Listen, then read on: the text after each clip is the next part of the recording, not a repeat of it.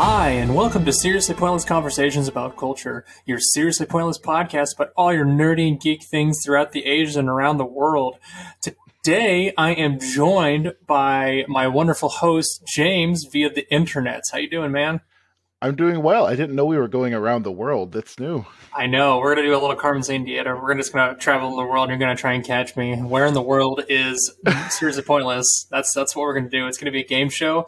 We're going to have a very nice do you remember that TV show, the little game show with all the kids on there? I remember Where in the World is Carmen Sandiego, the video games. We played the heck out of those. And they were always super frustrating because you had to find clues. You couldn't just go to the place and find her. You had to find all the clues. And also there was a timer for the game. I think it was like 60 minutes or something. And even if you were there, if you ran out of time, you lost. And oh my gosh, it drove you up the wall, and it did me too. So I remember those games vividly when you talk about it. But it was just funny. I just thought about that, and I was just like, "Oh, I remember that TV show." And then, the video games. You just like reeled me back in. It's just been one of those things. But anyways, guys, if it sounds a little funky or weird, we're going across the internet today because I don't know how about the rest of the Midwest or this one band throughout most of the U.S., but man, we are snowed in, and it's a little rough to get around sometimes. So we're just playing it safe today. So it is. We got, what was the total? We got like 9 or 12 inches, 6 or 9 inches or something like that. It was between 6 and 9 inches. I think it's such a light powder and it blows around so much. It's hard to tell how much we got, but we got quite a bit of snow for here over the last couple days. And I know. I just want to say thanks to my city, the city plow trucks. They shoved all that snow right up against my driveway. So it was a pain in the ass to shovel it, get it out of the way. I've got to say, I live in the neighboring city, and ours was much better. The plow truck actually cleared my driveway for me. So, well, maybe you pay for that, and you just don't know. I probably did, or maybe it was one of my neighbors just being nice. But actually, that's what ended up happening. I want to say I should give a shout out to one of my neighbors. He was going down the road just like clearing everybody's driveways off. He had a little John Deere and a little hoe on the back of it, and he was clearing everybody's off. And I'm like, "You do you, man." I'm like, I even tried to pay him, and he wouldn't take my money. And I was just like, you know what? Cool, I'll take it. I'm not even gonna complain. So, but yeah, thanks to all those good Samaritans out there during this bad weather. I was gonna say, just if you find a friend that or a neighbor that needs some help, give them a hand, guys. So, but anyways, let's get into the episode today, guys. We are going to be talking about one of our favorite newer animes that has just come out, Demon Slayer, actually. So before we get super duper deep into it. We're going to do the What Have You Been Up To segment, James. What have you been up to? I have been working night shifts, and it has been terrible. So not a lot of time. Not a lot of gaming. I guess we played Raft a bit leading up to the week of night shifts. That was fun. It's kind of like David and I and my wife all got on, and it's an early access game where you are like on a deserted raft floating in the middle of the ocean. And you're picking up garbage and trying to put it together. It's got some type of post-apocalyptic storyline that they're still working on. It's like a Subnautica feel to it a little bit. So it's definitely one of those survival crafty genre games. Yeah. But the stuff you're making is actually stuff I feel like you could believably make. Like we've made clay bricks. We've made like a primitive smelter. I mean, it's nice, and it has online multiplayer out of the box, which is really good too. Which is really, really nice. So we'll see how it goes. It's still in early access. They're not all the way done with the main storyline, and we're kind of already starting to make our way into the storyline a little bit. So, but we'll have to wait a little bit or see how far we get before they finish up and all that jazz. But yeah, on my end, I know because I know you've been busy and you're usually working days, which I know it just throws you for a loop normally, but it's so draining. And now you know how I feel. So switching every 2 weeks. So it's literally that's kind of what I try to do to stay up. Is my wife wants to know how do you get through it? Why do you play so many video games? Or how do you get through so many games or watch through so many TV shows? Because I literally have to try to keep myself up. And it's these are the only things that do that are TV and video games. So, speaking of that, I was switching over last weekend, and this from nights to days, and I had to stay up a little bit, and I actually got a chance to finish up what we're talking about today, Demon Slayer, because I was really close to the end. I was like maybe 3 or 4 episodes done. He had just gotten to the Spider family portion, and I'm not going to ruin it all, but But yeah, that's kind of where I just finished that up, and I was like, man, It I has kind a of pretty dropped off. explosive conclusion. It's pretty nice. I know, and I'm super excited that they're going to be coming out with the new season here probably in the next year or so. So, but let's get into it, guys, before we ruin it before everybody. You know, that's talking about generally. So what we were talking about the anime that has recently come out called Demon Slayer, or if we're going to use its Japanese name, is Kimituso no Yabi, or it's also a Hepburn Kimisato no Yabi, or is actually its literal translation is Blade of Demon Destruction. So it's pretty metal. It's it's pretty metal title, honestly. It's a Japanese manga series that's written and illustrated by Kayu Haru Gotag Gotoj. I can't say his name. Haru Kotage. Okay, thank you. That's why you're there. So the whole premise is that it actually follows a young boy by the name of Tanjiro Kamado, who wants to become a demon slayer after his family is slaughtered and his younger sister Netsuko is turned into a demon. So it originally aired as a shonen manga in Weekly Shonen Jump from February 2016 to May 2020. And it's so far they've collected about 23 of the volumes. So and they just recently started airing. Was it 2019? 2019. They aired the 26 episode anime series based on the manga, which is what we're going to be talking about today. Not the manga, because the manga goes a little bit further than the anime. They've gotten quite a bit further actually. So, but let's start with initial impressions, James. So this is one that I was watching for. I had my eye on for a long time because it came out, like you said, in 2019. Immediate acclaim, at least in the anime community, but it took a long time for it to come onto the Funimation streaming service that I use. Yeah. I think it must have gotten picked up by Toonami or something. I don't know why it took so long. But I watched it as soon as it became available, and wow, it's gorgeous. Well, I'm sure we'll talk more about the art in a little bit. No, absolutely, and I think it's one of those things that makes it stand out from the other shonen a little bit. And I think we can, like I said, we'll talk about it a little bit more. I think it helps reserve it a little bit into a special place of the shonen, and it's not just thrown out there like Naruto and other things. It's very beautiful. It has wonderful combat in it, and it's got great stories. I mean, it's really just a class act anime. Absolutely. So I actually learned about it from, I believe it was you, actually. You're like I said, you're kind of more into the anime scene than I am, a little bit more, obviously. So I kind of get a lot of my recommendations, luckily, from you, and like whether or not I like it or not, but most of them are right. So, well, good. So actually, it was pretty funny. I went to work out this morning, and I was actually watching, got to my second episode of That Time I Was Reincarnated as a Slime. Yeah. I'm really starting to enjoy it. I got about 10, 15 minutes in because I was doing my run before I went and actually started lifting. And he just like sucked up the dragon into like and the whole like the imprisonment spell, and I'm just like, what is this even about anymore? Like, it's not about anything. It's why it's so great. I was like, I don't have to think about this while I'm running, and I don't have to think about how much I hate running.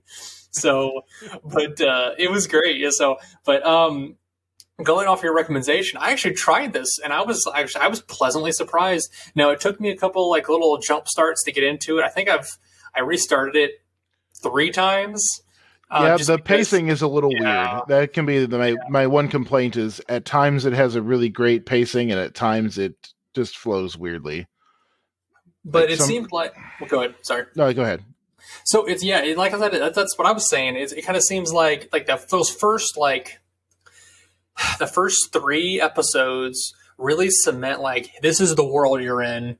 You know, this is the main character's backstory and his motivations and things like that. And you're like, oh, this is great. And then it kind of like does a left turn out of nowhere, and it kind of like does a little sidetrack a little bit. And I'm like, why did you like? And then you get 3 or 4 more episodes down the line after watching 2 episodes, and you're like, well, this seems a little out of order or a little jumbled up, maybe.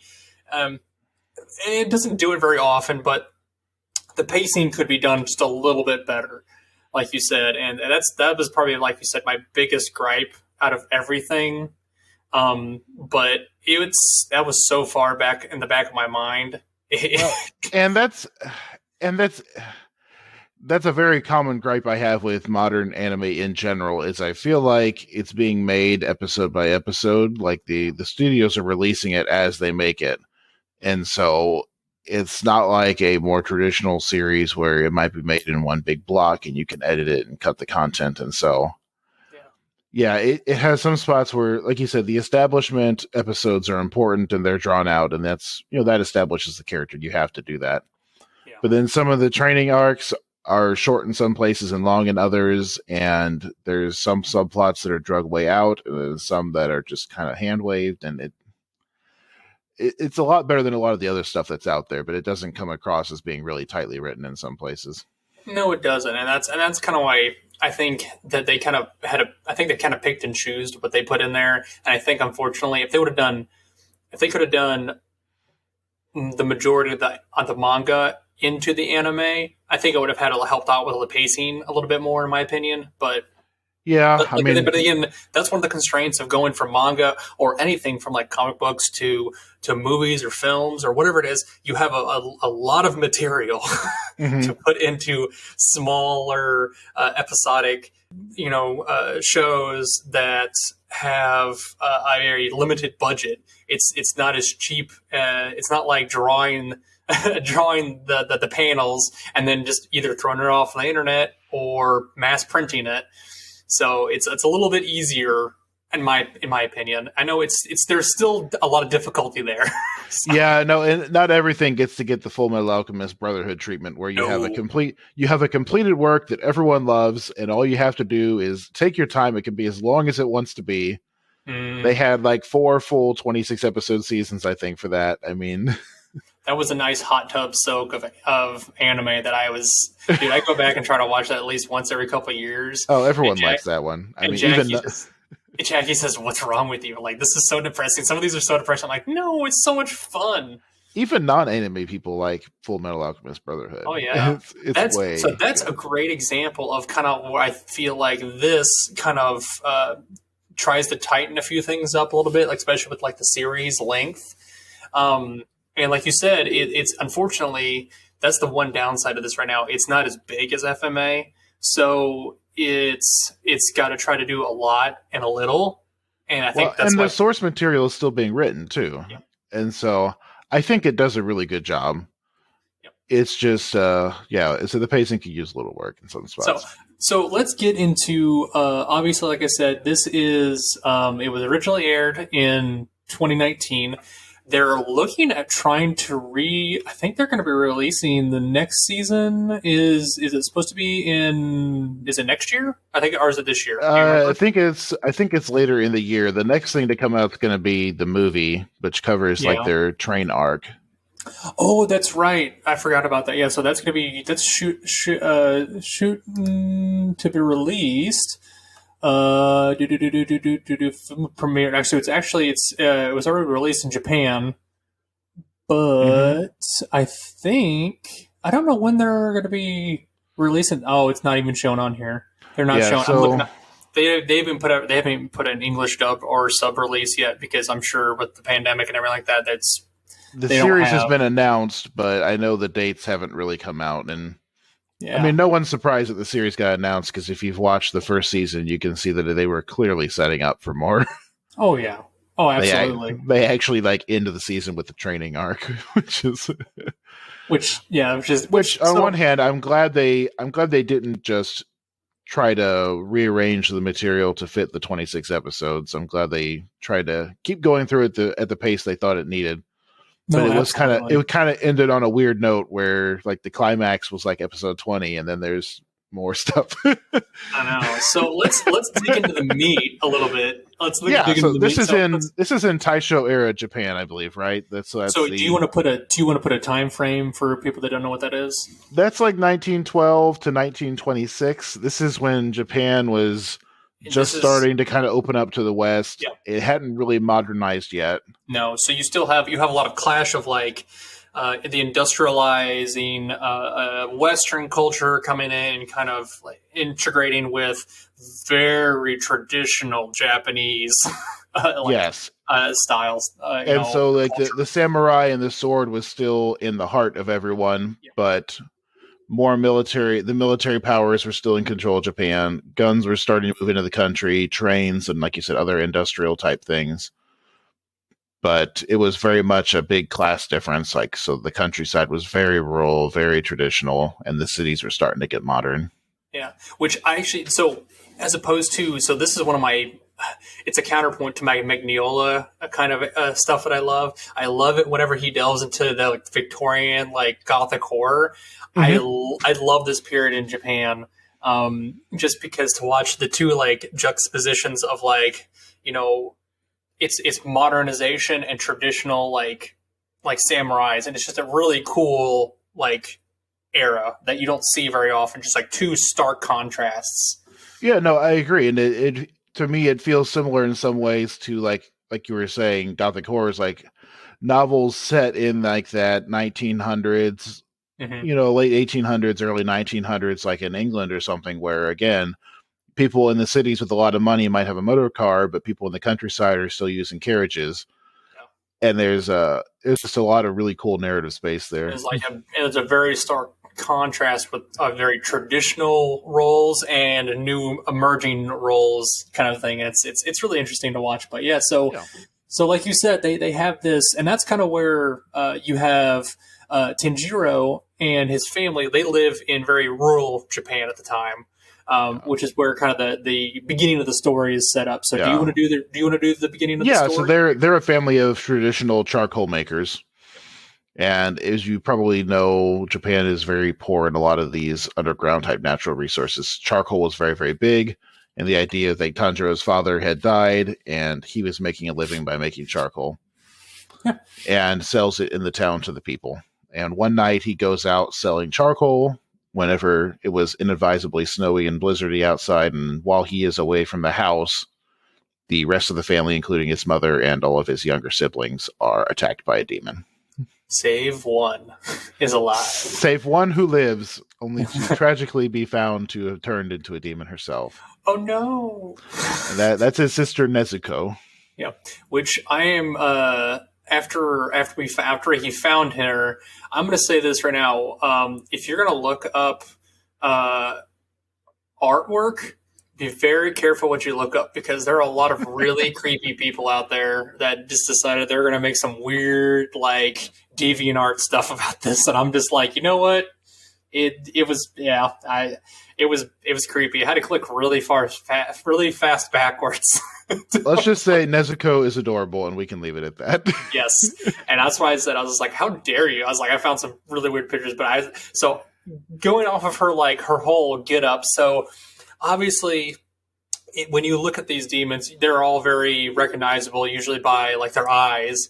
And that's kind of a very, I don't know if it's a Japanese thing or not, but that you see it like in Naruto with Orochimaru and Sasuke. They have that like, I can't remember what it's not a Sharingan, but their eyes, it kind of has like it's a distinct quality that shows they're different than everybody else kind of thing. So yeah.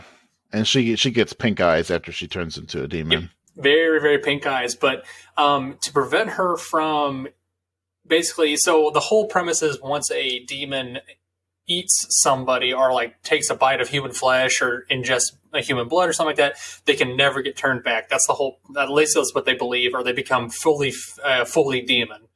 And so at this point, Nezuko has not had any human flesh or blood. So Tanjiro believes that he can save her. And that's where, in fact, I believe he is actually, I think, running around the woods being attacked by Nezuko whenever he runs into the next character. Yes, he is. So she's actually chasing her, if I remember correctly. I remember that correctly. And that's where I think that's where he shoves the little wooden spindle in her. That comes after. Yeah, he runs into the another demon slayer called Giyu, or Giyu Tomioka, who offers to slay Nezuko for him, and he's in the process of doing that whenever Tanjiro actually fights him and stops him. Mm-hmm. And I believe Giyu is the one who puts the bite block thing in. Okay. And so is Giyu's not his master. That's just the guy he meets, right? He's the water Hashira. Yeah, he's the water guy he meets, and he's the one who introduces him to his master, or Okay. rather, just gives him a letter of introduction and says to go find him. Yeah, pretty much. That's. It seems very, very much. That's kind of like about the Demon Core, the Demon Slayer Core that I've noticed so far is like, if you want to join, they're like, well, if you want to join, you're going to do it yourself.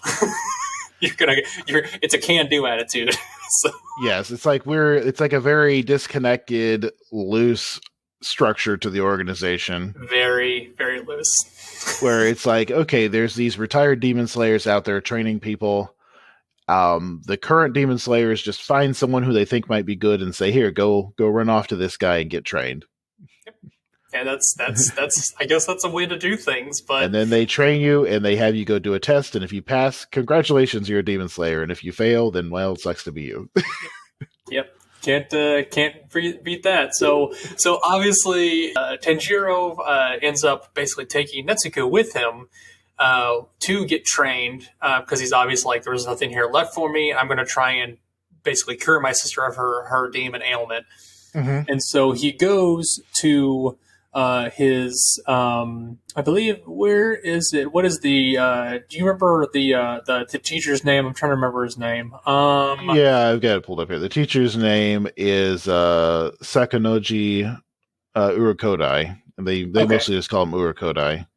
Yeah, I remember that. So he goes there, and that's where he starts to learn basically, was it breathing techniques is what they call it? Breathing styles. And so like the thing that makes the Demon Slayers special is they use a special breathing technique, which in the English translation they call it total concentration breathing. I don't know what the Japanese one was.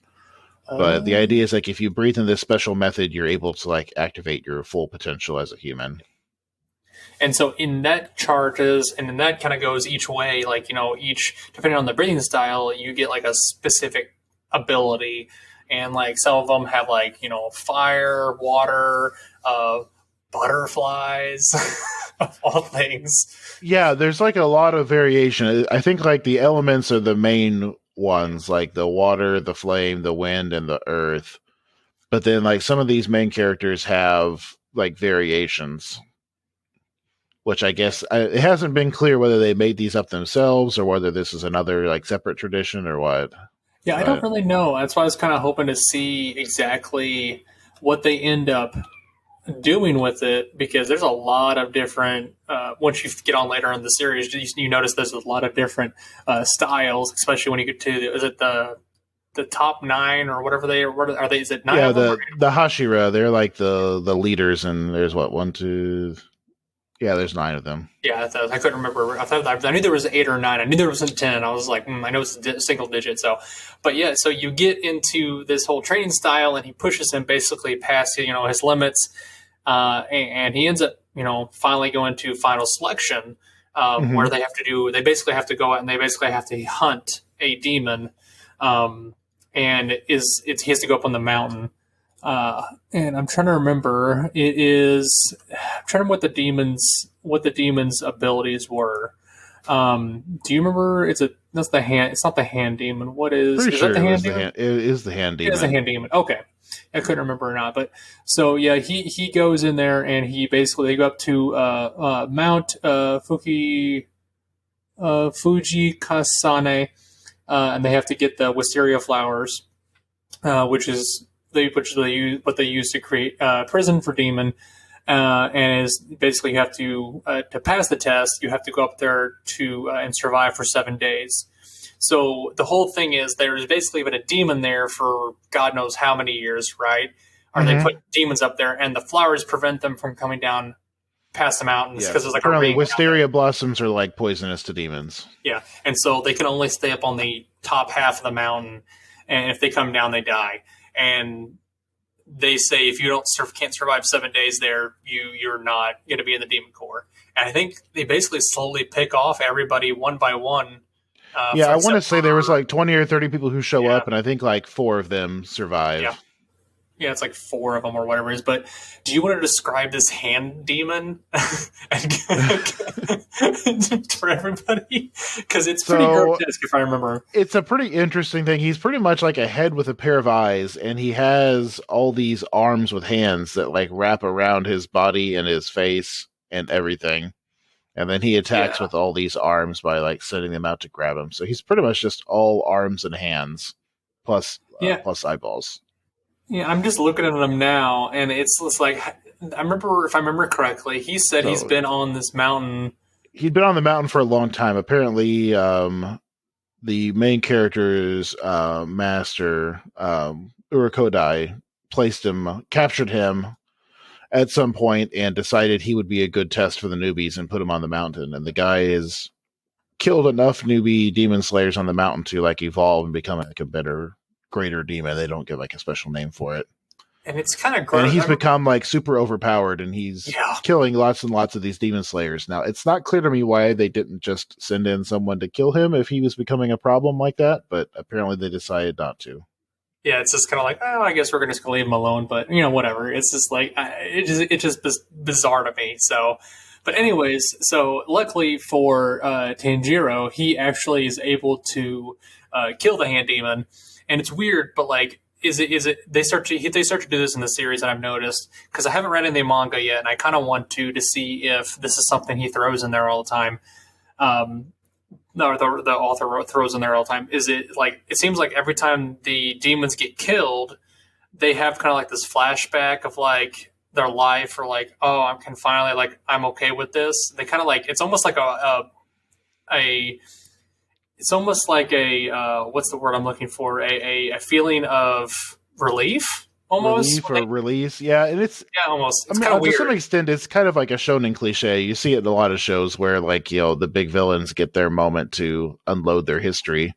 A little bit, yeah. But it's also supposed to be like Tanjiro is like uniquely sympathetic to demons, and he is supposed to understand them on a level that most of the demon slayers don't. Which is kind of weird. I don't really know where that's going to fit in there, but I mean, I can see that it's supposed to fit in, like, because his sister is a demon, but at the same time, it's just like, is it going to make him weak to the demon? Because you end up finding out, like, I think it is in this episode or in a couple episodes after this. At several points, he does some stupid things that he really shouldn't have because he was trying too hard to be nice. Yes.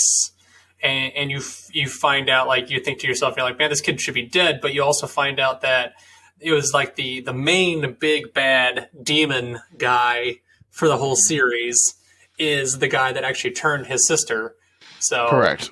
And do you remember the guy's name? I cannot remember the main villain. What is his name? You're asking the hard questions now. Muzan Kibutsuji. Okay. Yeah, Kibutsuji.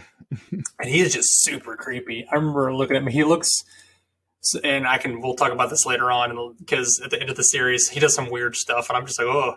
But anyway, so he kind of really weird stuff. Anyways, so you see him, and he just kind of seems like a more modern industrial era person, Japanese person, kind of like he's kind of starting to put on the trappings of, say, lives in the big city. He wears a hat and a suit. I mean, he's got that kind of gangster. Have you ever watched Kung Fu Hustle?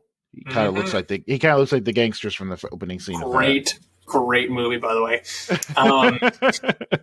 So yeah, so you find out that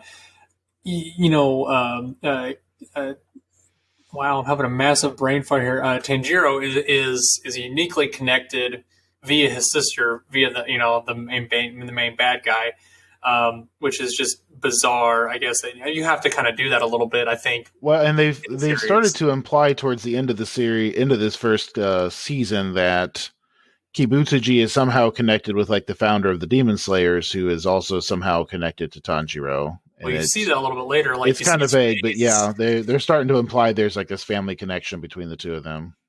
Well, that's what I was kind of thinking too. Maybe they were like brothers or something like that, maybe, which would be really cool. But I just don't know how it would. I don't know. It feels a little tropish, in my opinion. Well, yeah, with a lot of shonen, it's what you end up having a lot of. But so without ruining a whole bunch of stuff, obviously along the way, Tanjiro and Netsuko they meet they make friends with some other demon slayers. They end up finding an array of other demons with their own little special powers and things like that. And they actually end up having to go to and actually make some really good friends. A couple main character friends. Do you want to? Yeah, so the main characters that kind of get established over the course of the series are Inosuke Hashibira, Mhm. who is this guy who goes around with pants and no shirt and a boar's head mask. And he's kind of your typical battle obsessed, I'm going to fight everybody type of character. And he's a little weird too. But he's hilarious in it. I love it. He is So pretty weird. He's like, I was raised in the forest by wolves type of character. Yep. He is bizarre. That is the word for it. And but he's great though. I mean, I love him because he kind of he kind of has this all or nothing kind of thing, kind of persona about him, and it's nice and refreshing a little bit because he goes all in on all the battles, and if he knows he can't win, he just kind of gives up. He's like, I'm not going to waste energy on this. I'm just going to, let it happen. If I have to die, I'm going to die. And I'm like, it's kind of depressing, but it's kind of like, oh, okay, I like this a little bit. So. It's kind of cool in a manly sort of way, but also he has some cool character growth as the series goes on too. Oh yeah. He goes from I'm going to kill everything to I'm going to be smart and kill things like Tanjiro, and like yeah, it's pretty cool. And he even gets like super depressed whenever he fights someone that he can't beat. Except when he decides he's going to attack a train like an idiot, and people are like, "What are you doing? He's a moron." He is a moron. Yes, he's definitely that. He's definitely not the sharpest crown or sharpest knife in the box at all. I guarantee you that. So. But he is a blast. So what's the other one? The other one is Zenitsu Atsuguma, and he is the inheritor of the Thunderhead, the Thunder style fighting. And apparently he's like a hereditary demon slayer, which he's not super pleased about. He doesn't want to be one. How would you? But he doesn't want to like shame his family. So I said, how would you politely describe him, James? He's a coward. I mean, I was going to call him a whiny little bitch, but. Well, he's whiny. He's a coward. He's excessively interested in the women around. I mean, it's pretty clear that he had like a pampered, like rich upbringing until suddenly his grandpa's like, "Well, time for you to fight demons for a living, like your dad did too." And he is not. He is not prepared for this type of lifestyle. Nope. Yep. He's definitely kind of a pervy little creep. So I'll give him that though. But what I like is that he kind of does that character development thing too a little bit. At the same time, he kind of evolves in such a way that lets him kind of say, even though I don't want to do something, I know I need to do something. Or I need to do this, and he kind of like. Pulls up his britches and says, "Okay, I'm going to do it," kind of thing. So, that's one thing I do enjoy about him. I thought of a good comparison. He starts out kind of like Mineta from My Hero Academia. Okay, the guy with the grapes on his head, but he grows up pretty quickly. But he's still a perv. He is still a perv. But so the idea is that he, I think he uses the lightning one, and I think he only knows the first move in the series. So all he knows is like the sword drawing arc. Yeah, and that's I'm like, how do you become a demon slayer and that's the only move you know? Like seriously? The implication I think is he kind of got grandfathered in. Maybe I'm not sure. Yeah, it's bonkers. So, but anyways, so you get into let's say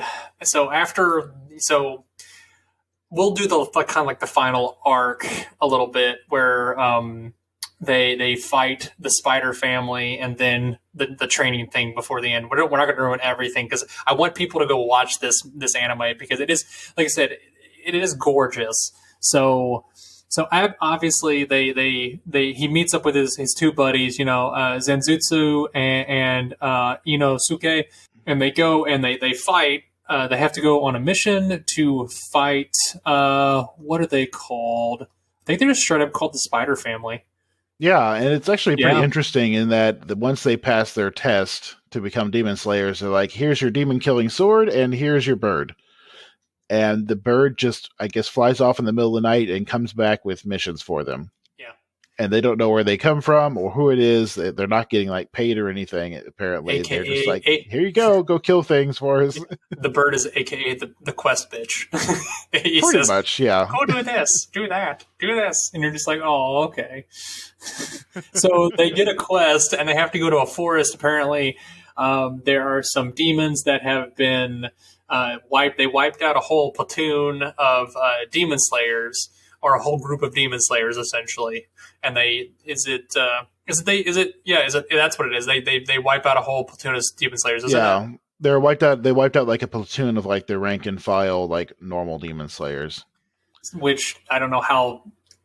I don't know how these guys rank compared to them, because it's implied that there's like a more military organization part of this, and I don't know if these guys are like on the fast track program or what, but I guess just because they've got the breathing techniques maybe, but who the heck knows? But anyways, so they get out there and they have to fight these they have to fight this. It's a family. It's a family of like spider demons. Yeah, well, it starts with the mom. It's a pseudo. It starts family. with the mother. Yeah, and that's kind of the thing. It starts with the mother demon, who is like a spider puppeteer. Yeah. And they've got a father demon who is like this giant, super strong, like, Suichi Gumo type spider. Then you have the creepy little brother, who is basically a spider with a boy's head on it, which is super creepy. I'll be straight with you. I was more comfortable with the dad spider than I was with the baby son spider, because that was, it was awkward. And then you have a daughter spider who I think he kills pretty quickly. Yeah. And then you have the main actual bad guy spider. Like, he's like a son. And I don't even remember what he was called. Rui. Rui? Okay. And actually, you find out later on as but so basically the whole premise is, each of the three of them get split up amongst all these spider demons, and they kind of get taken out one by one a little bit. And they find out real quick that these guys are way stronger than they thought. Than they were prepared for, yeah. Oh, absolutely. And so you get in there and you find out that Zetsu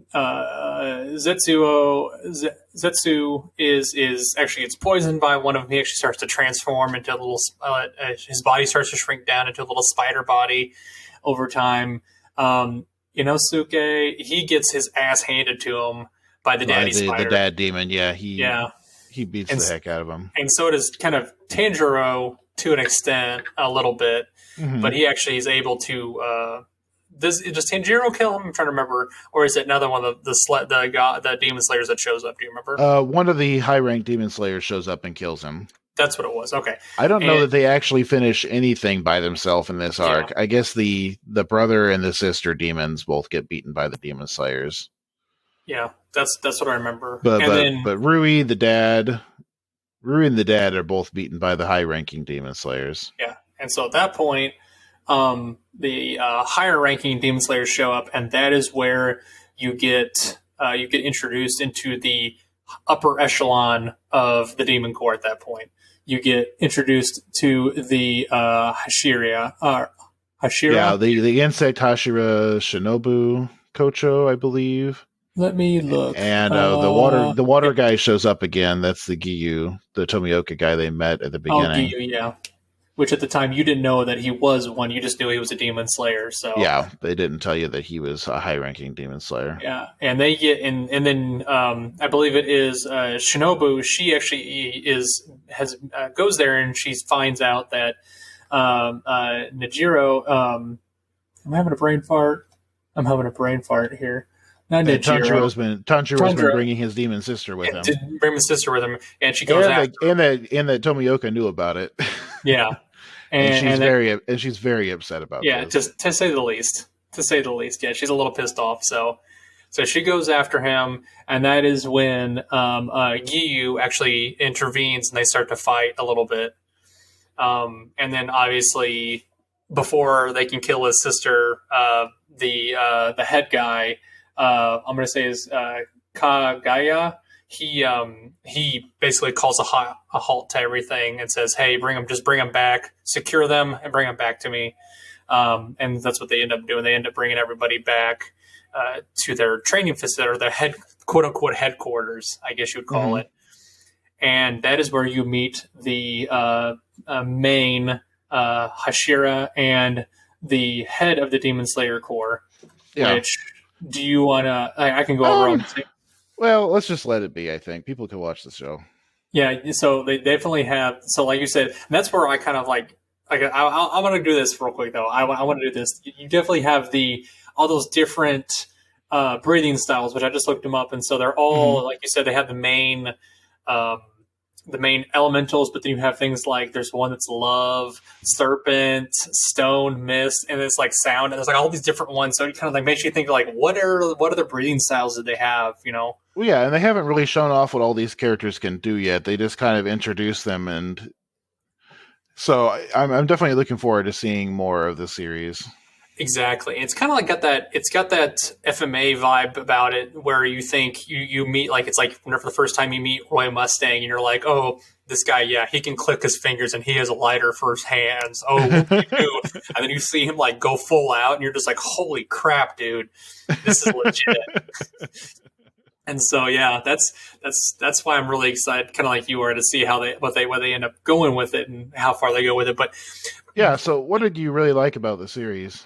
What I love about the series, so like, kind of like what you were saying earlier, so what made it stand out comparatively like to like Naruto or Fairy Tail or any of those other ones is the art style and the combat sequences. Okay, you could tell that these guys, they meticulously looked at how they thought the combat would work, and they tried different things, you could tell, and they look at the types of combat sequences that they have, and they say, well, will this work? Is it gonna flesh out, or is it gonna move properly?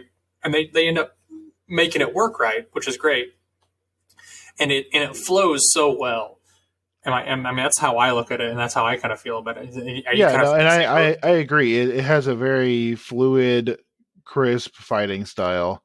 Absolutely. I feel like the fights in general are pretty believable. Things play out how you expect. Yeah. And I like that the main characters suffer some failures. Gets his butt handed to him a little bit. It's not like something a little bit more fantastical like My Hero Academia or something where you know there's always going to be a butt pull at the last second. Yeah, they're always going to win by some ex machina BS or whatever it is, you know. That gets old after a little bit, unfortunately, for some stuff. So it does, and I kind of wish it's just very, very satisfying. Yeah, and the music and the art, I think, are the highest points for it. Yes, and the characters are very memorable.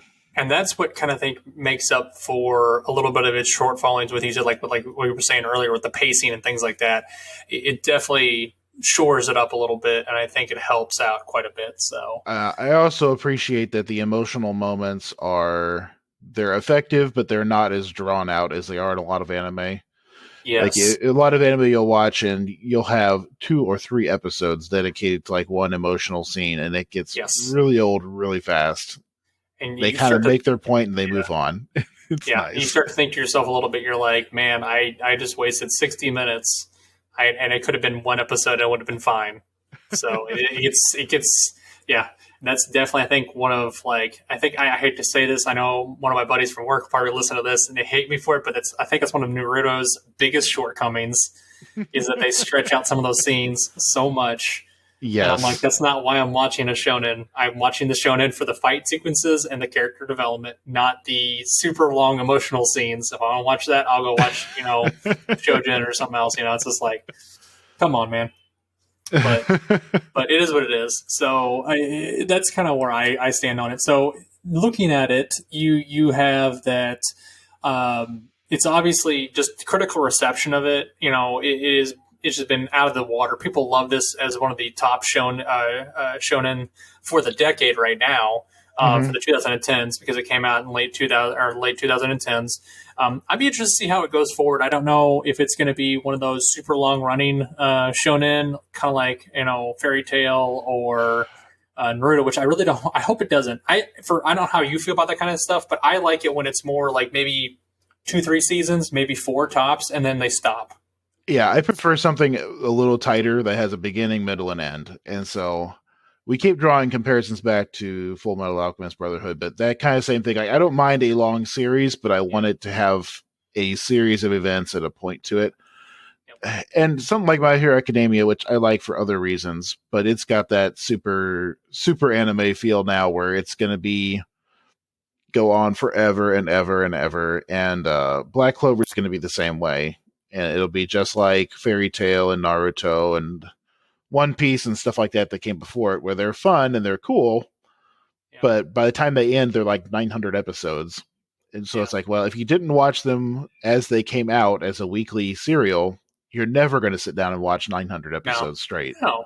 Well, that's why I was trying to tell it's meant to be consumed on a weekly basis because it doesn't have a tight story. It's just a series of like things that happen. Yep. That's why I told my buddy at work one time, it's just like, I just don't have the time to sit down and watch 400 and 900 episodes of something. And then he tries to explain to me, like, well, you could skip around and get, different, you could skip around and skip these arcs. And I'm like, but that's still like 200 episodes, man. That's a lot of stuff to watch. And it's just like, I'd rather watch something, short, compact, that's like 12 to 26 episodes a season. It takes about a year off. Maybe I get, an OVA in there or something like that. And then another season, it's like, I'm okay with that. Or for non-anime fans, it's like telling someone to sit down and watch Supernatural now. Yeah. Which I mean, it's like 10 episodes. It's like 10, like, what is they up to, like now 13 seasons of 10 or 12 hour-long episodes. It's just 13 seasons, a huge amount of material. Yeah, and they're all 45 minutes to an hour long episodes, and it's just like it's unbelievable. Or even worse, trying to like something like even if it's 6 seasons, and they're like an hour long, that's a lot of something to watch, man. And it's just do you have you have time to sit down and pump into that? So. Well, or the attention span for me, frankly. I mean, I can binge a show for a little while, but I can't binge 12 seasons, and maybe that's just a personal preference. But no, it's definitely not. That's a me thing too, and I think it's just everybody in general too. It's like, and if I'm gonna watch something, and it's gonna be long, I like it to have like maybe kind of that BBC vibe to it, where it's gonna be like 4 or 5 episodes where they're an hour long. I'm okay with that. I can do that. But when they're like, we're going to make it 20 episodes where it's an hour long, and I'm like, dear God. Well, and mentioning the BBC, that's something I enjoyed about, like, the Sherlock Holmes series and stuff that the BBC did, where they did what they wanted to do, and then they stopped, which I think is something which is starting to be a thing in anime in general now, where they're making 12 to 26 episodes at a time. And when the story's done, they stop, and they might take a year or 6 months to come back to do more, but they are not just making stuff just to make stuff, which I think is a good direction things have been going. Yep. I really do hope that they end up continuing to go that way. So kind of going off of obviously the stuff that we've been saying, so this anime has gotten numerous awards for its art style. It actually got one. Actually, what was it? The New Type Anime Awards, which is I believe that's a Japanese anime award show. I believe it's what it is. But they've gotten several awards during 2019 when it came out. Best fight scene, best male character, best female character, theme song, character design, voice actress. So, like I said, they've gotten a lot of really decent awards. So it's something if you guys like, if you're a very casual anime fan and you don't have a lot of time to go sit down and watch Naruto or anything humongous, go watch this. It's not very long. It's only 26 episodes, and I really love some of the ideas that they have in here, some of the themes that they have settling in here. So a lot of hard work themes, like, hey, just put your nose to the grindstone or put your foot to the grindstone and go to town. It's like you're going to have to wear away a little bit of that dull edge before you can sharpen up a little bit. And I like that. I know a lot of shonen have that, but I think this has a better take on it than some of the ones that it just kind of hooks you in a little bit more. So yeah, no, I enjoy this immensely. So, but yeah, that's, any final thoughts, James, before we skedaddle? I know we've kind of beaten this horse to death a little bit, so. I would say just go watch it and enjoy it. It's a blast, and if you're interested, I know the Mugen Train one is going to come out in America soon. I know they announced a date, okay, I but can't remember. Maybe it got moved from. Because I was looking for it. COVID. I was just looking for it, and I couldn't find it. I was just looking off the top of my head, and I couldn't find anything. I want to say it was supposed to be like February or March, but they may have moved it. Let's see. But they were planning on releasing it in theaters in the U.S., both subbed and dubbed for similar to how they did the My Hero Academia movie. So it's a good chance to go see a theatrical anime in theaters. No, they can't confirm the release date now, so it's gotten the COVID treatment as well. It was supposed to be first quarter 2021, but maybe it's going to get moved now. It'll probably be this summer sometime. That's what I would think. But yeah, fingers crossed. I went and saw the My Hero Academia one in theaters with the dub, and it was actually pretty cool to get to see one of the films. You went without me, James. That was hurtful. Well, we'll go together for this one. That's right. We can. Hey, if it comes out around next Valentine's, maybe wait till later here. We can have a date, you and I, or we can go with our wives, and they could say, "This is for you guys, not for us." What the hell? Like, that's right. And we can hold hands. That'd be great. Yeah, let's not go there. All right. So anyways, guys, before James and I get in our love life, our secret love life that nobody needs to know about. My father does listen to this, It's okay. Dan would approve. It's okay. It's guy love. That's all you need. It's guy love between two guys. So anyways, so guys, I just want to say thanks for showing up and listening to the episode. If you guys have any suggestions on what we're going to listen to or talk about next, I know we've been hitting a lot of anime recently. We're going to try and get maybe another video game in the future. I know I've been kind of tossing around the idea of like Super Mario and the Legend of the Seven Stars a little bit.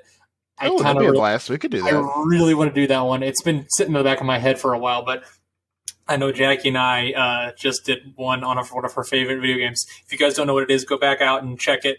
Well, listen to it and enjoy it because Jackie had a blast making that one with me. So, we should definitely do Super Mario and the Legend of the Seven Stars. We can talk about one of the best Mario characters you've never heard of, Gino. That's right, Gino. And people are like, who? I'm like, yeah, that's exactly right. Come and listen, my friends, and you will learn.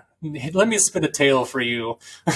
So anyways, guys, thanks for stopping by. If you guys have any questions, concerns, hit us up on our email at seriouslypointlessconvo@gmail.com or hit us up on Twitter or Facebook.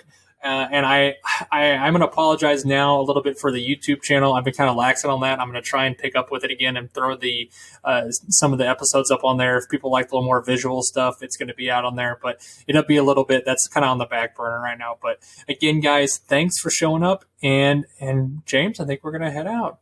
Sound awesome. Good? All right, guys, have a wonderful day. If I could talk. James, you have a wonderful day too, all right? Likewise. All right, see you guys. Bye. See ya. If you're interested in keeping up to date with new episodes on our channel, add us on any of your favorite podcasting apps, or subscribe to our YouTube channel at Seriously Pointless Conversations. If you have questions or concerns, please email us at seriouslypointlessconvo@gmail.com. We appreciate any feedback. Thank you for listening to our show.